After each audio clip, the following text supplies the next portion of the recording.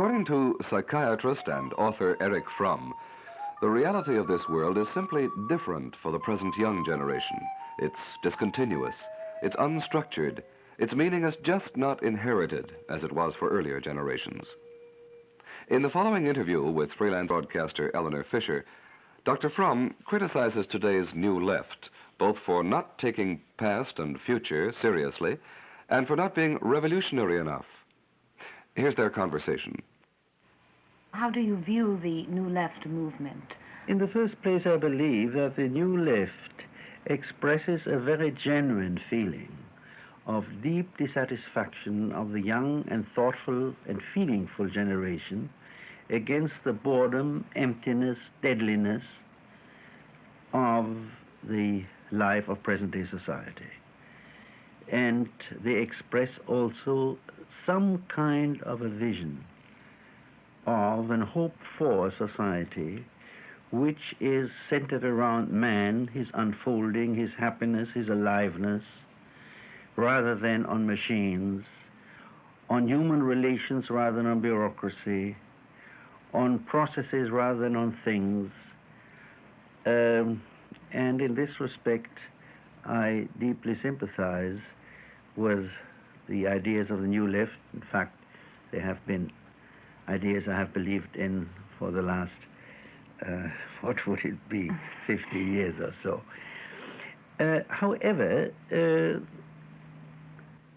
is one peculiar phenomenon which has been, of course, commented on by many people, and that is that the New Left seems to be little given to objective analysis of the existing forces. Perhaps I could mention one point here which seems important to me. It seems that a large part of our young generation lives by experiences of kicks and thrills which have no structure. Perhaps I could explain it with an example. You find some modern painters who, in a state of great excitement, throw color or brush with a big brush, paint color on a canvas. And they call it art because it has been done in a state of high emotionality. Mm-hmm. But actually, it has no structure, and you find the same thing in some expressions, manifestations of modern music, or even modern poetry. It has no structure, but it is nothing but a moment of kick, a moment of excitement, which in itself is genuine. But every deep experience has structure, must have structure.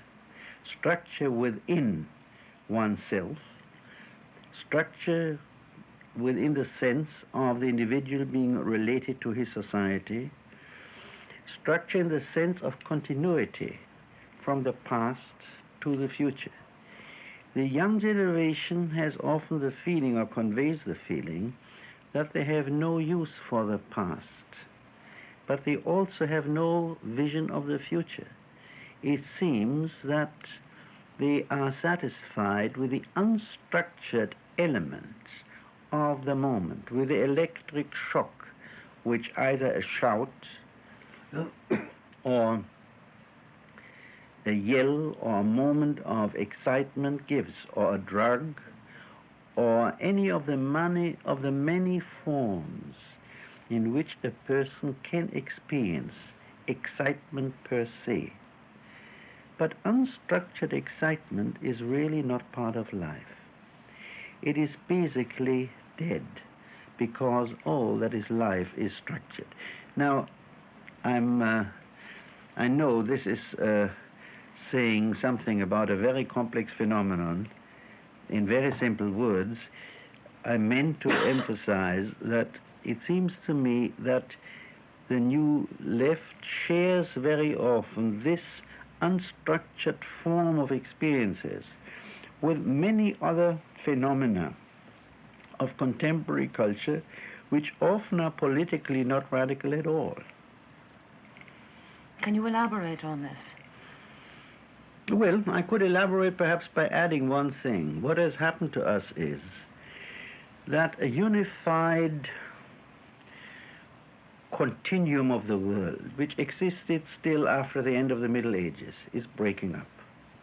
The world is not anymore a house or a ship or something which has its known frame of reference. It is in some way losing its structure because there are so many and more rapidly increasing changes in technique, in outlook, in knowledge, in possibilities of changes in human beings, that basically the individual loses the security of a frame of reference which gives him the feeling of a unity to which he can refer, to an entity which has a certain frame of reference to which he can refer. Now, the older generation pretends that the ship is sailing nicely, and it sticks to its old cliches and ideas, and the criticism of the new generation is that they are all non-authentic, that they are just cliches, that the practice of life is something entirely different from the meaning, from the experience which these things have. And they would rightly say, these people believe that they are sailing in the ocean on a nice liner, and they are not aware of the fact that this liner is sinking fast. Now, I would say the young generation does the opposite. They have given up the idea that there is any structure, any ship, that a new ship could be constructed. And they live only in terms of the exciting moment. And I think that also, while exciting, is not promising for the future, because behind that is basically a deep resignation. What is this resignation? I wish you would... Well, I think there is a great deal of despair, of suffering, of fury behind it, and a tragic crying for something, tragic cry for life, of people who at the same time do not see sufficiently a way to change life. Let me give an example, perhaps. The beards. Well, the beards are an expression of protest and a certain kind of dress. After a short time, they become a convention themselves. So, a person who wears a beard and dresses in a certain way is stamped as a radical for himself, just as a man who goes to church is stamped as a pious man for himself. It is not required, he is not put to the test how much he really changes, how serious, how deep his new conviction really is, or whether there is any new conviction aside from that which is in his head. I would suggest, for instance, that if those who really are serious would, that those could do something quite different, not beards, but be so concentrated on the new attitudes, new human attitudes, new human relatedness, that they look different for anyone who looks at them, that their posture is different, that their language is different, that they do not antagonize people simply because of the newness and strangeness of their outer appearances. This is being free. Isn't this what the whole concept of doing your thing is about? Yes, but it's in many ways a childish way of being free. The real problem is how can you acquire that independence and freedom and show it in yourself and demonstrate it to people by your attitude. That's not the attitude of hate.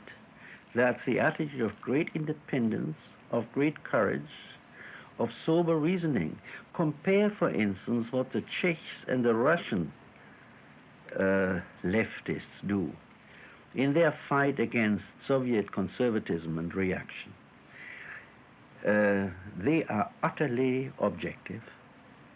They do not argue from hate. They are realistic. They see what the situation is, but they show tremendous moral courage. They are impressive. They do not unnecessarily antagonize people because they know that if there's any chance for change, they must carry with them a large amount, or at least a considerable amount, of public opinion.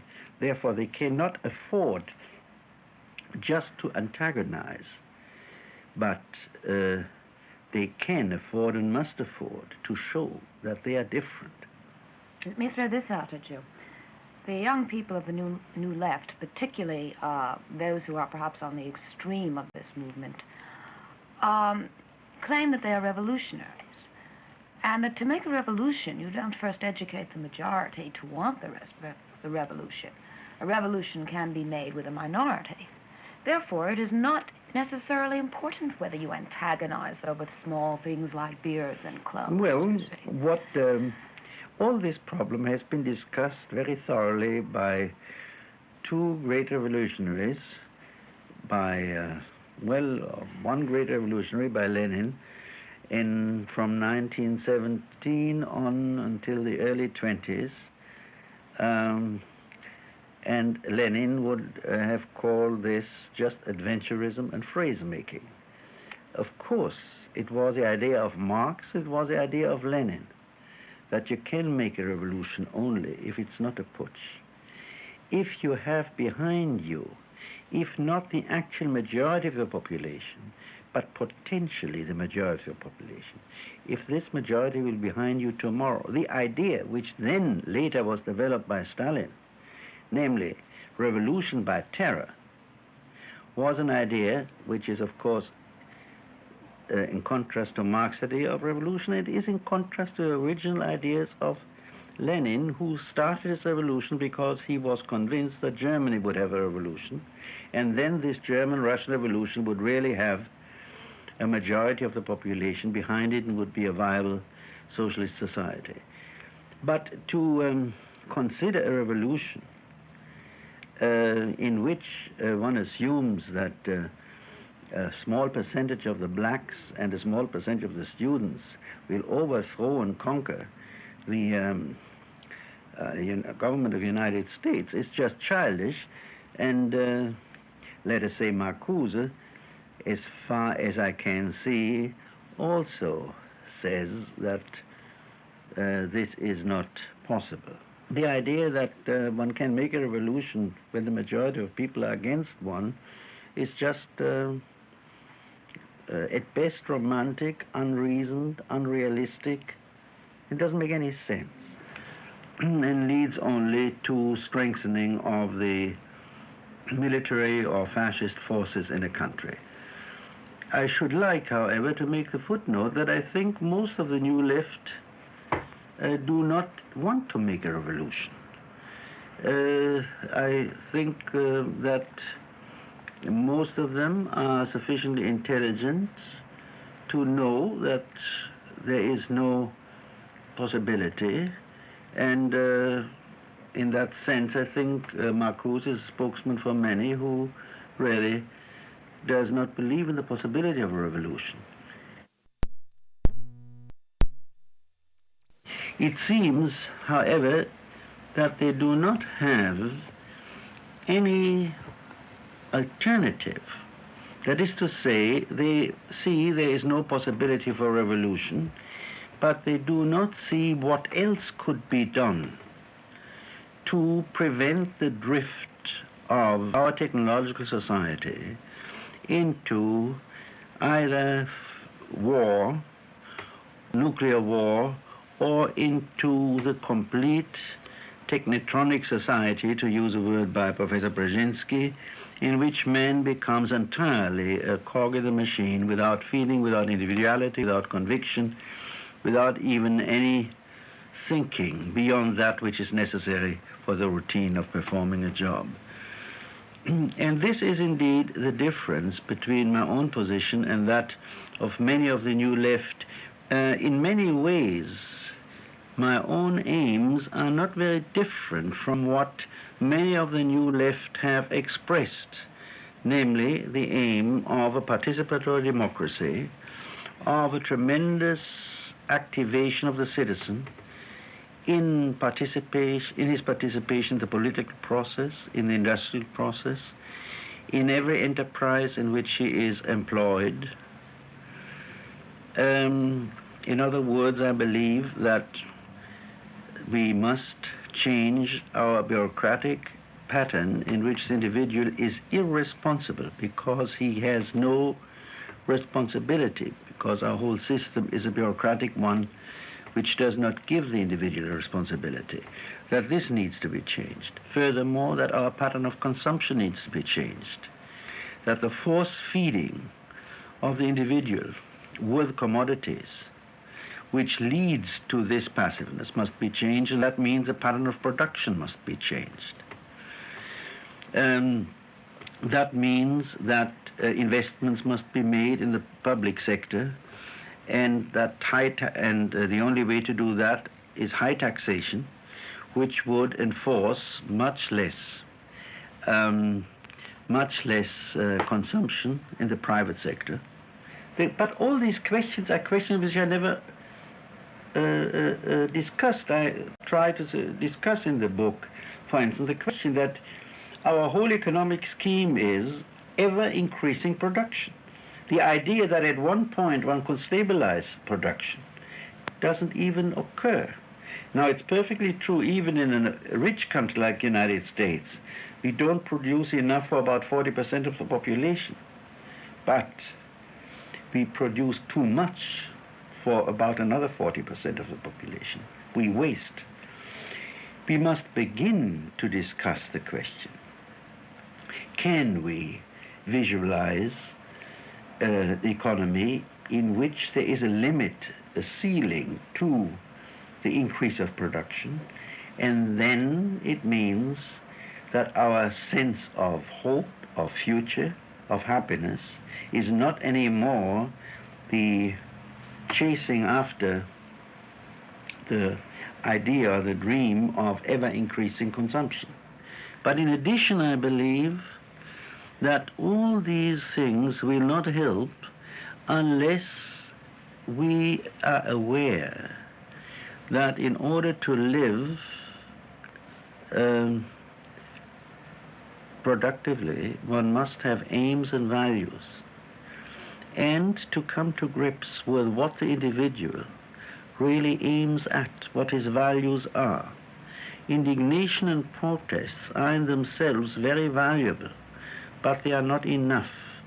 It's also not enough to be young. And I believe that at the point of our present historical development, we have lost almost completely the continuity with the humanist past, which has made Western society a viable society for 3,000 years.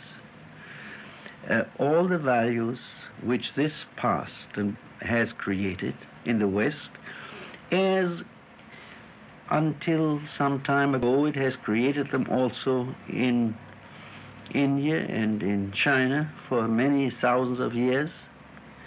All this past is in danger to be completely lost, in the sense that it is only consumed as culture. It's taught in schools and is just as passively received as cigarettes or any other form of consumption. The question is, can these values become relevant again?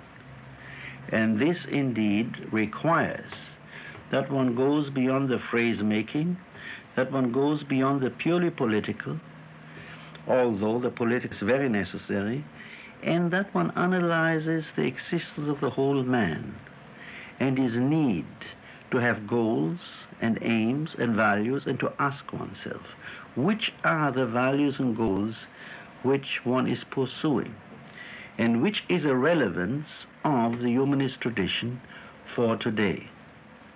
Dr. Fromm, may I stop you here for a minute? How are you going to go about convincing the worker, for example, that to strike for a second car in his garage is not necessarily the fulfillment of his existence as a human being?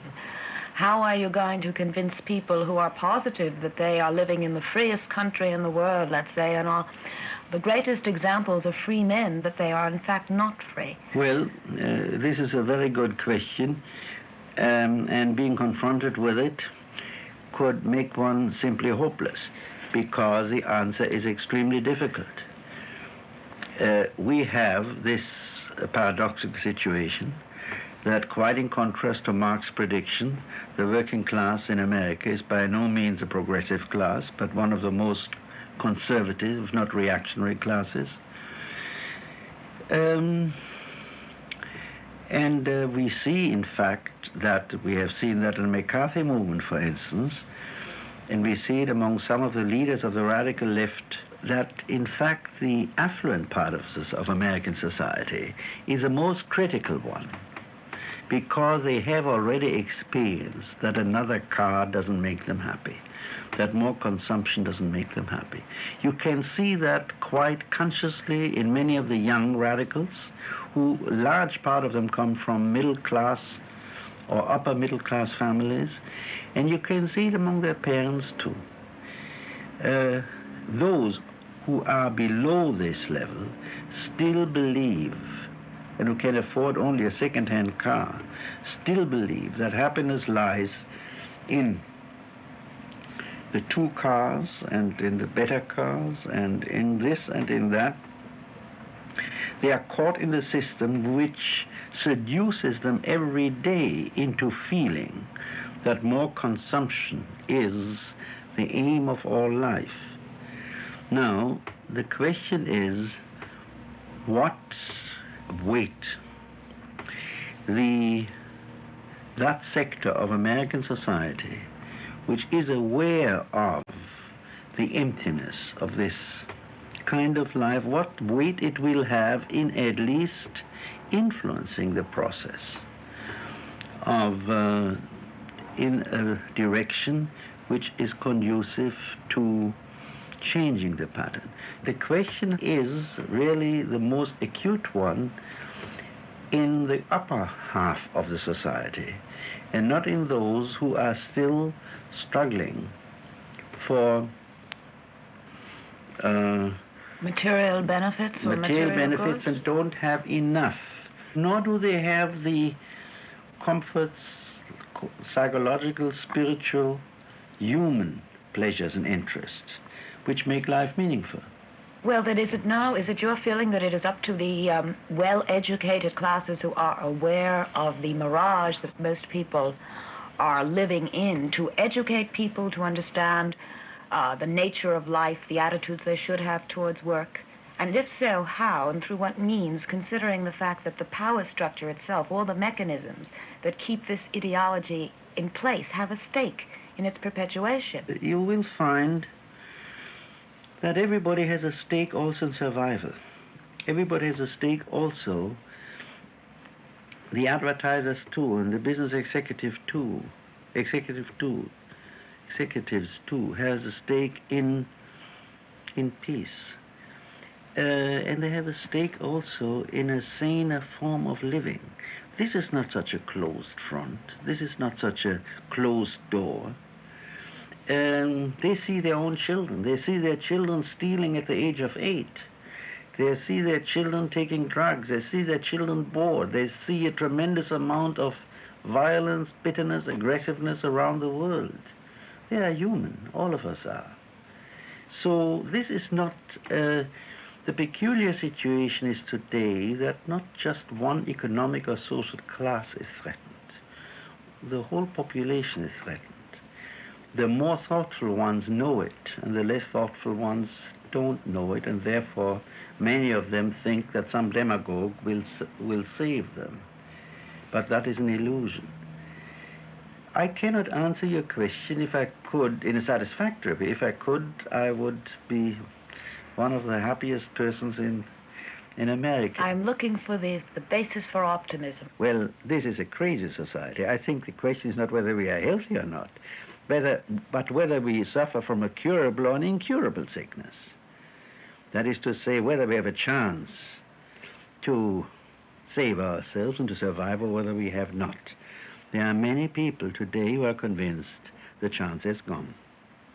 There are many people, and many thoughtful people, not so many, perhaps, but a few, but what they lack in numbers, they have in quality and depth of thinking. I'm not referring to myself, but to people like Jacques Ellul or Louis Mumford, and some others, who don't think everything is lost, but who are very skeptical about the possibility. Perhaps I could put it in an example. If two people play chess, one has made one mistake, a second mistake, a third mistake, and there comes a point where he can still win, but it is not very likely, but he still can. But there comes one point more if he made another mistake where it is impossible for him to win. At this point, the chess master knows he has lost and he gives up, while the one who is not a very good chess player goes on to the bitter end because he doesn't understand that the game is lost before his king is really checkmated. Now, our question, it seems to me, is, have we still a chance to make moves and at least a chance for a draw, or have we already lost and only are too blind to see the forces at work? What is your opinion on this? I feel to be in a very similar position as Ellul and Louis Mumford, perhaps a little bit more hopeful for certain reasons, and that's still my position. I have not given up hope. I still believe there is a chance for a holding action, at least, which might permit us to overcome the threat to our physical and psychic existence. I do believe, however, if nothing happens in a new direction in the next few years, then I would be rather without hope. Dr. Erich Fromm, author of The Art of Loving, Escape from Freedom, and most recently, Revolution of Hope, talking to Eleanor Fisher about revolution as he desires it and as the young see it.